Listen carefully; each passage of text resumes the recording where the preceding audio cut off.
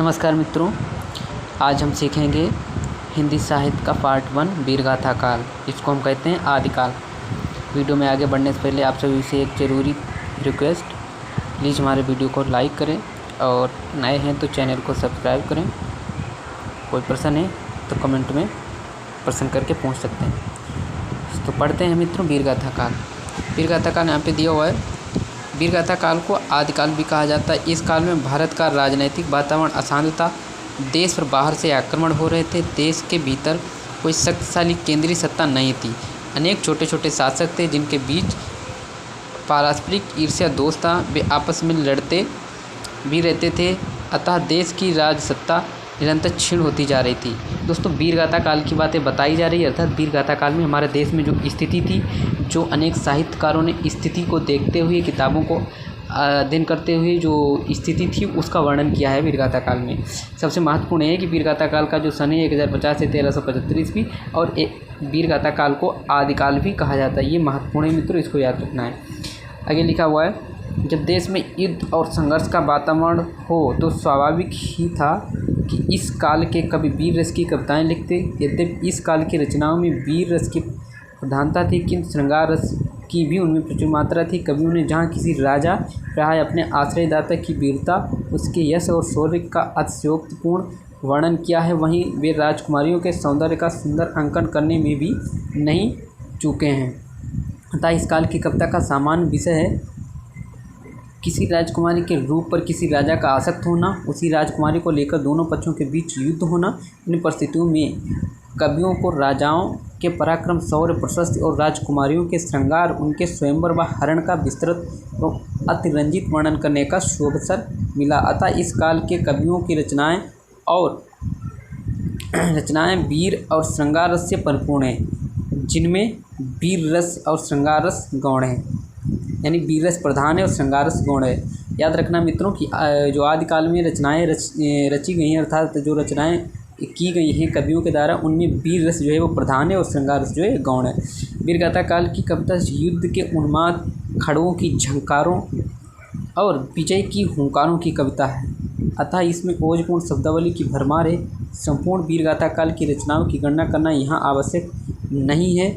इस काल की रचनाएं दो रूप में मिलती हैं, एक तो प्रबंध काव्य के रूप में और मुक्तक के रूप में। याद रखना मित्रों, प्रश्न इस प्रकार से बनेगा कि आदिकाल में जो रचनाएं हैं वो किस रूपों में मिलती हैं। तो दो रूपों में मिलती हैं, एक तो प्रबंध काव्य के रूप में और मुक्तक काव्य के रूप में।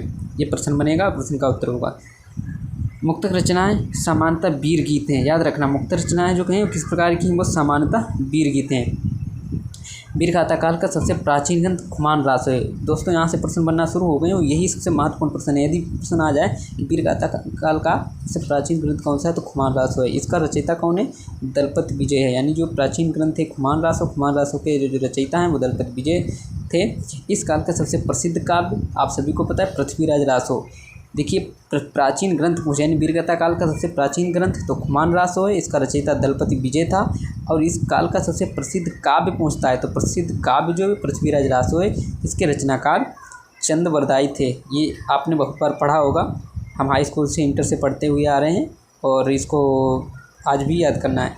ये पृथ्वीराज के समकालीन थे। पृथ्वीराज रासो में दिल्ली के शासक पृथ्वीराज चौहान की गौरव गाथा है।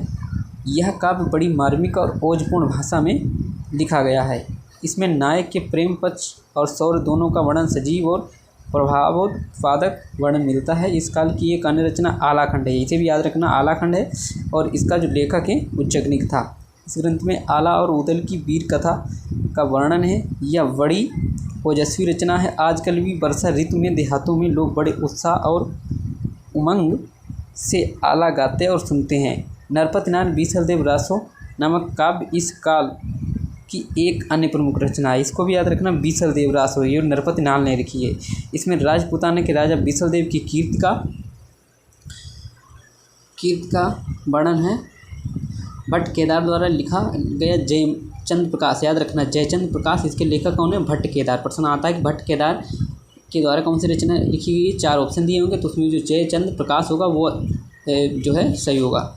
आगे मधुकर द्वारा रचित, यानी मधुकर एक कवि हुए हैं, उन्होंने क्या लिखा है? जयमयंक जयचंद्रिका। ये भी बहुत प्रसिद्ध है। जयमयंक जयचंद्रिका इस काल के अन्य ग्रंथ हैं। यानी मधुकर द्वारा जयमयंक जय चंद्रिका। यह रचना लिखी गई। इस काल के अंत में लगभग हमें 2 अन्य कवियों की रचनाएं मिलती हैं, अमीर खुसरो और विद्यापति। याद रखना, अमीर खुसरो बहुत ही प्रसिद्ध व्यक्ति हुए हैं जिनकी जो है पहेलियाँ प्रसिद्ध रही हैं, और एक विद्यापति कवि हुए हैं। अमीर खुसरो ने पहेलियाँ और मुकरियाँ लिखी हैं। यह देखो लिखा हुआ है, अमीर खुसरो ने पहेलियाँ और मुकरियाँ लिखी हैं।